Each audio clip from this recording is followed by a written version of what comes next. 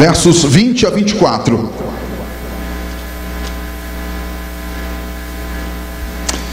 Filipenses capítulo número 1. Aqui Paulo ele está em um dilema. Ele está, digamos assim, numa sequência e numa inflexão de vida. Ele pode ir para um lado ou para o outro. E ele diz do seu dilema particular e revela para nós a direção do Senhor.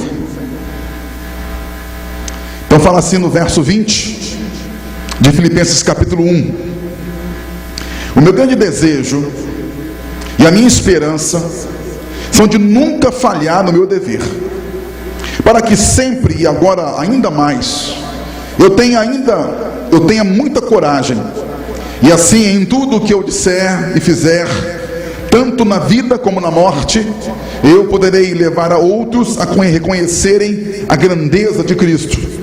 Pois para mim viver é Cristo e morrer é lucro. Mas se eu continuar vivendo, poderei ainda fazer algum trabalho útil. Então não sei o que devo escolher. Estou cercado pelos dois lados, pois quero muito deixar esta vida e estar com Cristo, o que é bem melhor. Porém, por causa de vocês, é muito mais necessário que eu continue a viver. Amém? E glória a Deus por isso. O apóstolo Paulo aqui, meus irmãos, expõe um dilema de cada servo de Deus, de cada cristão neste mundo. O fato é o seguinte: você se converteu a Jesus Cristo há algum tempo atrás. Você agora é um filho e uma filha de Deus. Então, nada melhor do que do dia da tua conversão, você está para sempre e sempre com Deus. E aí Paulo fala assim: olha, seria muito bom se eu pudesse logo, de imediato, deixar este mundo, deixar o PT em Brasília e no Brasil, deixar a corrupção brasileira, deixar o malfazejo das pessoas que querem mal essa nação e subir para o céu, para estar com Deus, que ele fala aqui, é muito melhor estar com Jesus. Mas aí ele expõe para nós o desafio seu e meu, também enquanto servo de Deus. Ele fala que para ele viver é Cristo e morrer é lucro e é ganho. Mas aí ele põe uma vírgula na questão e diz: mas se eu estou vivo, é porque o Senhor quer usar a minha vida para abençoar o mundo, as pessoas, a comunidade, com o evangelho dele mesmo, com a graça de Jesus e com a salvação que vem do alto. E aqui ele então já começa a responder a pergunta em questão dessa noite: por que ainda estamos aqui neste mundo? Por que é que você, quando se converteu, não foi direto para o céu?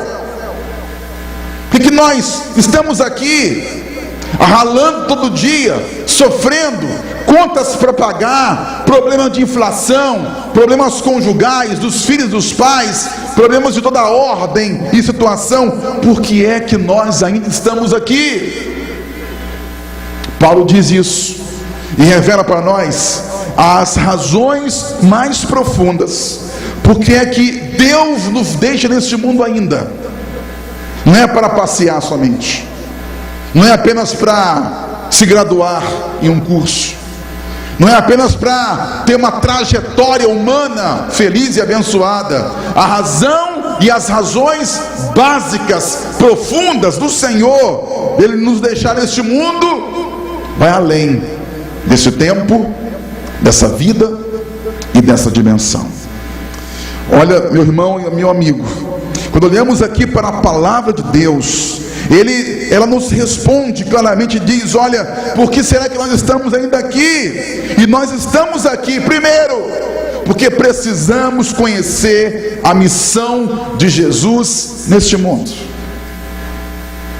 Jesus passou aqui neste mundo, meus irmãos, 33 anos, dos quais 3 ele efetivamente cumpriu o ministério dele.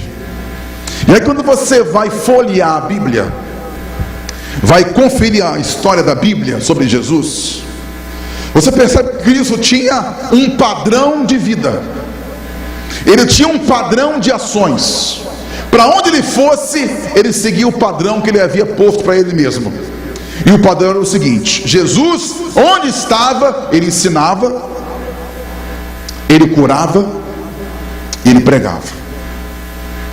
Você vê Jesus nas sinagogas pregando, ensinando e curando, nas ruas pregando, ensinando e curando. O que ele fazia era isso. A agenda de Jesus neste mundo era essa. A missão dele no mundo era esta: pregar, ensinar e curar as pessoas. E quando ele estava com 33 anos, diz a Bíblia que Jesus subiu à cruz e fez essas três coisas juntas lá na cruz. Quando o Senhor Jesus morre por nós, ele prega o amor de Deus na prática.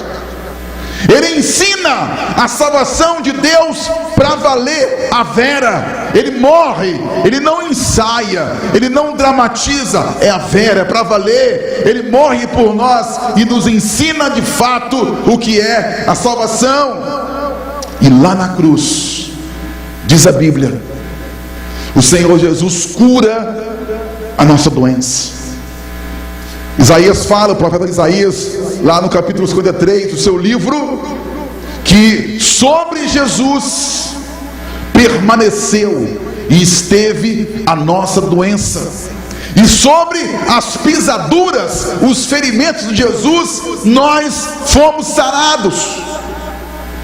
Lá na cruz, o nosso Deus, em Jesus Cristo, seu Filho, cumpriu a maior missão desse planeta.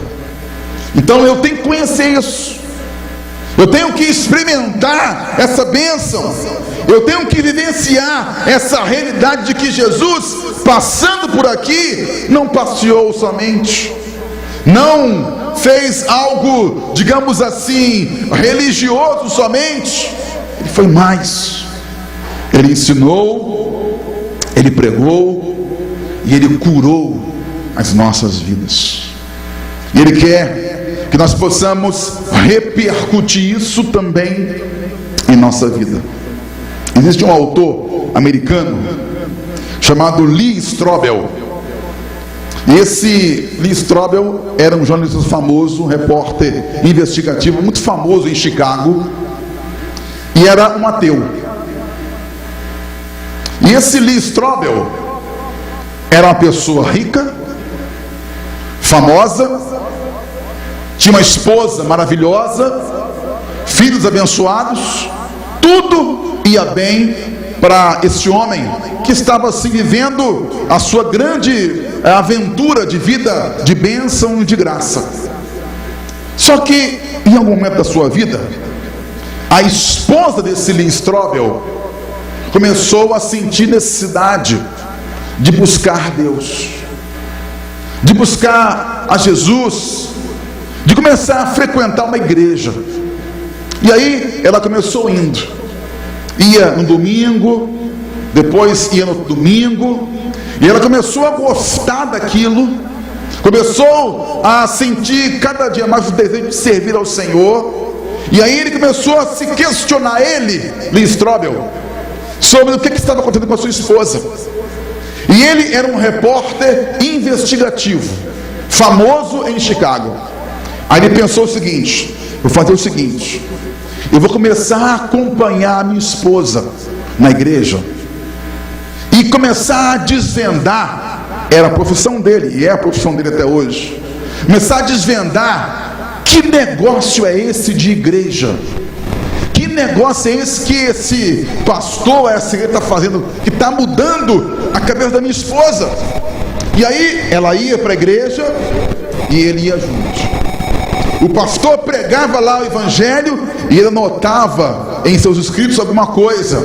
e começou a perceber que igreja era aquela, como é que ela levantava os dízimos e as ofertas, quem era aquele pastor, que livro era aquele que o pastor todos os domingos pregava, e começou a fazer uma investigação minuciosa sobre a igreja e sobre a Bíblia. Depois de um tempo, sabe qual foi o resultado?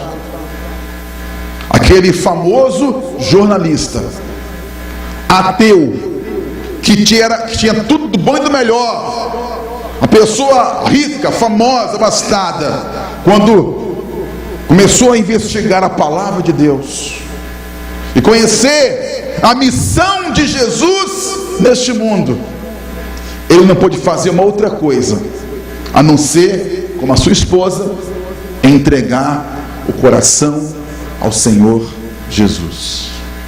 Hoje, Lee Strobel é um autor famoso americano que escreve livros e prega a palavra de Deus para os ateus e para as pessoas que não acreditam ainda na mensagem e no evangelho do Senhor Jesus. Ele entendeu isso, e Deus quer que cada um de nós aqui, irmãos e amigos, entendamos de uma vez para sempre que estamos aqui para entender a missão de Jesus neste mundo. Segundo lugar, quando você se pergunta por que é que não está no céu ainda, por que você está aqui sofrendo, vivendo os seus dramas particulares e pessoais, e pergunta por que é e por que ainda estamos aqui, a segunda resposta é a seguinte: porque Deus nos deu uma missão pessoal. Deus escolheu você, porque só você tem ferramentas, e tem uma família, e tem uma boca, uma voz, e um coração, e uma condição humana de ser um vaso na mão dele, para que ele cumpra através de você uma grande missão na sua vida. Quando Jesus Cristo se encontrou com aquela mulher samaritana, ele quebrou todos os paradigmas que o homem judeu tinha com os samaritanos. Judeus, homens, não falavam com mulheres em público. Jesus, em público, fala com a mulher que era samaritana ainda, que era um tipo de judeu misturado, e os judeus não se davam com os samaritanos por causa disso. Os judeus se achavam aqui em cima, os samaritanos embaixo, na visão deles. Ele fala com a mulher publicamente, fala com a samaritana, e mais, Jesus fala da intimidade daquela mulher. Ele conversa com ela e fala assim: mulher, cadê o seu marido? Onde está o seu esposo? E começa a desvencilhar nela, a ver nela coisas que até então ela mesma não conhecia. E diz a Bíblia que Jesus, conversando com aquela mulher, ele revela quem ele era e quem ela era também como pessoa humana. Ela se derrete, ela se quebranta, ela sai da onde estava, próximo de Jesus, já transformada pelo Senhor, vai à sua cidade e diz assim: olha, eu encontrei um profeta, eu encontrei alguém que falou tudo que está aqui no meu coração. E as pessoas ouvem aquilo e dizem: nós também queremos conhecer esse profeta e esse Jesus. E muitos se convertem em função do testemunho e da missão daquela mulher, que até então era infeliz, era uma pessoa menosprezada, mas que agora tem uma nova missão na vida e tem uma grande bênção com o nosso Deus. Um outro homem, quando se encontra com Cristo Jesus, ele era um cego de nascença, está lá em João 9, e Cristo cura aquele homem. É difícil curar um cego, ainda mais de nascença. Cristo cura o homem, e aí esse homem começa a andar no templo, já curado, já vendo. E os fariseus, que eram os arqui-inimigos de Jesus, fala assim: esse homem que você diz que te curou é também um pecador, é um miserável. Aí o homem que era cego fala assim: olha, eu não sei se ele era pecador ou não, eu não sei se ele pecou ou não pecou. Ele diz: eu não sei quem é esse homem, mas uma coisa eu sei: eu era cego e agora eu estou vendo.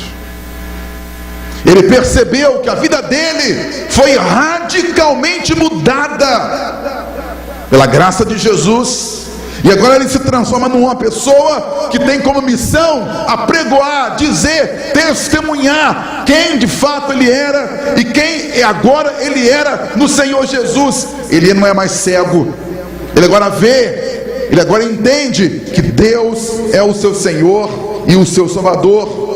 Quando o apóstolo Pedro e João foram levados ao Sinédrio, que era uma espécie de fórum, tribunal dos judeus, e eles falam assim: olha, Pedro e João, parem de pregar o evangelho, parem de fazer uma revolução aqui em Jerusalém, parem com esse negócio de anunciar Jesus, parem com isso.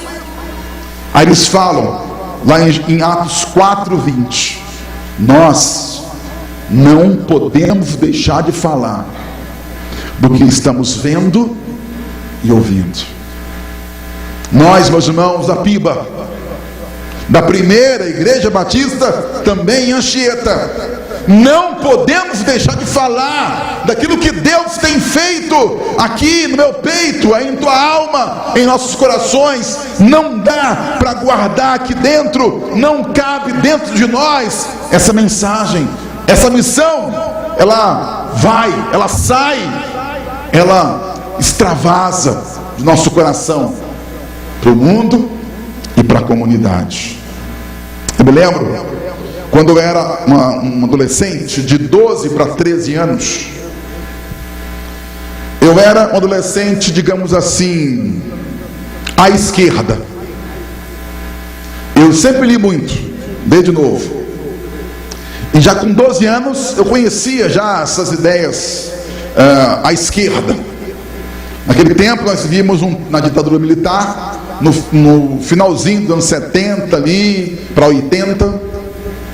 E vivíamos o regime militar, e muitas canções no Brasil eram canções que falavam de um tempo de liberdade, de democracia. Então eu ouvia muito Chico Buarque, lia muito sobre ele, esse pessoal aí que depois fez o que fez no Brasil. E já naquele tempo, ainda não crente, eu tinha um pezinho à esquerda. A minha visão era: bom, eu vou crescer um pouco mais e também vou poder participar da revolução desse país, e vou tirar esse país também daquilo que eu puder fazer, da ditadura, e vou escrever o que tem que escrever e fazer o que tem que fazer, e por aí afora. Mas, meus irmãos, quando eu estava com 14 anos de idade, eu conheci um evangelho que era mais do que uma ideologia. Um Jesus que era mais do que um Che Guevara, por exemplo. Um Jesus que não apenas me apresentou uma ideia, uma utopia, uma visão humana de como o mundo poderia ser melhor. Eu conheci um Jesus que mudou a minha vida, que transformou o meu coração, que perdoou os meus pecados, que falou: olha, você, Marcelo, é um pecador, mas fica tranquilo, eu morri na cruz por você, para mudar a tua vida, ontem, hoje e para sempre. E quando eu me encontrei com o Senhor Jesus, eu peguei essas minhas ideologias humanas, coloquei tudo num lixo, pisei lá, falei: agora eu só quero ao Senhor Jesus. De lá para cá, eu me tornei um revolucionário do Senhor Jesus. Você que é membro dessa igreja sabe muito bem, quando nós nos levantamos aqui para pregar o Evangelho, para fazer a obra de nosso Pai, para servir ao Senhor. Essa igreja já tem espalhado a palavra de Deus pelos 4 cantos desse lugar. Já semeamos 10 missões nesse município. Já fomos para 5 cidades fora aqui da nossa região, pregando a palavra de Deus, pregando o Evangelho de Jesus, levando essa missão nossa, que é profunda e maravilhosa. Por isso que, em último lugar, quando perguntamos assim, porque ainda estamos aqui, irmãos, porque devemos cumprir a missão dessa igreja, e da igreja que se espalha no mundo inteiro. Lá em Atos, Deus formou a igreja, e estava todo mundo bonitinho em Jerusalém, mais de 5.000 pessoas em Jerusalém, os apóstolos abençoados, todo mundo feliz da vida, havia uma comunhão maravilhosa, um tempo de festa, de alegria. Mas aí, Pedro e João curaram um aleijado, e aí começou a haver uma comoção social contra a igreja em Jerusalém. Mais tarde, um homem chamado Estevão se levanta e prega durante horas o Evangelho de Jesus. E aí foi tão forte o que ele disse, que os homens só puderam pegar as pedras nas suas mãos e apedrejar Estevão e matá-lo a pedradas. E mais do que isso, Estevão morre e começa a levantar em Jerusalém uma grande perseguição à igreja de Jesus. Então o povo se espalha, eles vão para Samaria, vão para a religião do Império Romano, todo mundo se espalha. E aí, Saulo de Tarso, que era o algoz da igreja, que era o matador de crente, ele também se encontra com Jesus. Ele sai de Saulo para Paulo de Cristo, e aí se torna um grande missionário do Senhor, e começa a pregar o Evangelho de Jesus. E meus irmãos, esses homens aí, Pedro, João, Tiago, que morre numa situação difícil na igreja de Jerusalém, Estevão, Paulo, eles mostram, revelam o que a igreja cristã deve fazer. E lá em Apocalipse, na visão de João do Apocalipse, é uma visão de um homem que traz esperança à igreja. No tempo de João, velhinho, as pessoas morriam por Jesus. Hoje, em 2016, as pessoas também morrem no Oriente Médio, na Ásia, na África, por Jesus. Lá no México, aqui próximo de nós, nosso continente, próximo ao nosso continente, pessoas, se confessarem Jesus, são perseguidas. Então há um mundo aí carente de que a igreja do Senhor cumpra a sua missão, faça a sua obra. Eu creio que Deus te conclama nesses dias, a que você se levante, não só pessoalmente, e use a tua voz, teu coração, para fazer a obra do Senhor, mas cada um de nós, enquanto igreja de Jesus, juntos possamos fazer essa grande obra.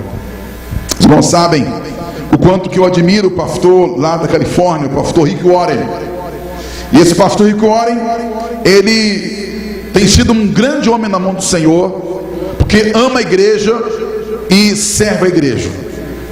Eles têm lá em sua igreja na Califórnia 8 campos, como nós temos aqui também 8 campos de missões regionais. Eles têm uns 5 campos de missões internacionais. E agora há pouco tempo eles levantaram milhões e milhões de dólares, porque a visão deles é o seguinte: até 2020 eles têm lá essa meta. No mundo há mais ou menos 3.500 etnias que que não conhecem ainda Jesus, nunca ouviram falar de Jesus. Povos e tribos ainda que nunca ouviram falar de Jesus. Eles têm a seguinte meta, e levantaram para isso milhões e milhões de dólares. Eles vão colocar até 2020 em cada uma dessas etnias um homem de Deus, para ali pregar o evangelho do Senhor Jesus. E é interessante que esse homem, o Rick Warren, o pai dele era missionário, e ele fez, enquanto missionário, 150 capelas, essas que nós temos aqui na nossa cidade também, os americanos. Ele fez 150 capelas, como nós temos aqui no nosso município. E ele aposentou como pastor, já velhinho. Ele estava com câncer, e esse homem procurou o filho dele, que era o Rick Warren, para meio que dar um adeus. Estava morrendo de câncer. E na cama dele, ele pegou a esposa do Rick Warren, pegou o Rick Warren, colocou a mão sobre o Rick Warren e falou o seguinte: meu filho, sempre vá ao mundo e prega mais um para Jesus. Mais um para Jesus. E ele repetiu isso aí mais ou menos mais 200 vezes. Meu filho, vá ao mundo e traga mais um para Jesus. Ele morreu dizendo isso: eu quero trazer mais um para Jesus. Que morte maravilhosa, de alguém que viveu para Jesus e que, morrendo, orou pelo filho, para que ele também fosse alguém usado por Deus para trazer mais uma pessoa para Jesus. Sabe por que eu estou aqui nesse culto? Por que você está aí nesse culto, sentado aí? Porque nós temos esse tempo aqui bonito, o prédio bonito, os irmãos bonitos, a igreja abençoada. A razão número 1 é para que mais pessoas encontrem Jesus. Imagina se Lula encontrasse Jesus. Que mal nós evitaríamos que ele fizesse nesse mundo? Se Dilma se convertesse, antes de ser presidente, é claro, né? Porque agora não está valendo mais. Meus irmãos, se mais uma pessoa da tua família, do teu trabalho, da tua escola, da tua vizinhança, se mais um você alcançar para Jesus, essa igreja cumprirá a sua missão. Nós não estamos aqui a passeio, nós estamos aqui a negócio. O meu negócio e o seu negócio é despachar pessoas que iriam para o inferno, mas que agora, por causa do evangelho, irão para o céu. Quantos creem, meus? Então fique de pé, deixa eu orar por você. Vamos falar com o Senhor. Deus, nós te louvamos nessa noite, te exaltamos, Pai, porque não fomos para o céu ainda, por algumas razões. Ó Pai, nós nessa vida vamos ter uma família, filhos, casa, carro, trabalho, escola, igreja. Que bom, Senhor. Mas, ó Pai, não estamos aqui ainda por causa disso. Razão, Senhor, de não irmos para o céu ainda, é porque o Senhor nos comissionou, o Senhor nos chamou a cada servo do Senhor aqui presente, para descobrirmos e experimentarmos a missão de Jesus, para, Deus, termos uma missão pessoal nesse mundo, e como igreja, ó Pai, cumprirmos a missão dela nesse planeta. Ó Pai, nós te exaltamos, porque colocou em nossa boca e em nosso peito uma mensagem eterna, Senhor. A mensagem de que o Senhor nos ama e tem um plano especial para nós. A mensagem de que somos pecadores e carecemos da tua graça redentora. A mensagem, ó Deus, que se confessarmos com a nossa boca e crermos de todo o coração em Jesus, nós seremos salvos. A mensagem de que a vida eterna é esta: que as pessoas te conheçam, Pai, e ao teu Filho como Senhor e Salvador. Ó Pai, obrigado, porque a tua igreja não tem se esquecido dessa mensagem. Obrigado, porque ao longo dos anos, desde quando Parísio se encontrou contigo, essa igreja não tem se esquecido de sua missão. Obrigado, Senhor Deus, porque vem ventos daqui, ventos de lá, vem, Senhor Deus, situações contrárias, desfavoráveis, crises as mais variadas possíveis lá fora, no coração, mas nós não nos esquecemos da mensagem que um dia o Senhor deu para a tua igreja, a de levar o teu evangelho aonde o Senhor nos mandar, a partilhar Jesus para todos os lugares e em todas as pessoas que pudermos. Senhor, que possamos trazer mais um para Jesus todos os dias. Que a nossa vida, Pai, expresse o teu evangelho. O nosso coração expresse o teu evangelho. A nossa voz proclame a alto e bom som o evangelho vivo do Senhor. Ó Pai, enquanto tivermos fôlego, dá-nos a graça e a bênção de anunciarmos, Pai, para o mundo inteiro que sim, há solução. Há jeito para o Brasil, há jeito para a Anchieta, há jeito para as famílias. E o jeito, a solução é o teu Filho Jesus, Pai.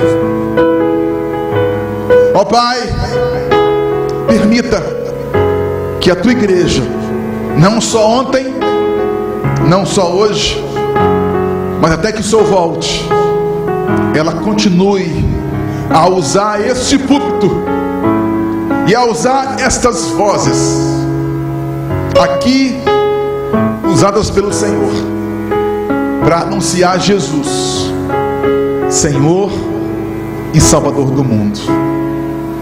Oramos assim, Pai, gratos pela tua bênção, em nome do Senhor Jesus. Amém. Quantos creem nisso? Quantos creem? Então pode aplaudir o Senhor, que Ele merece. Vamos cantar e vamos prosseguir celebrando o nosso Deus.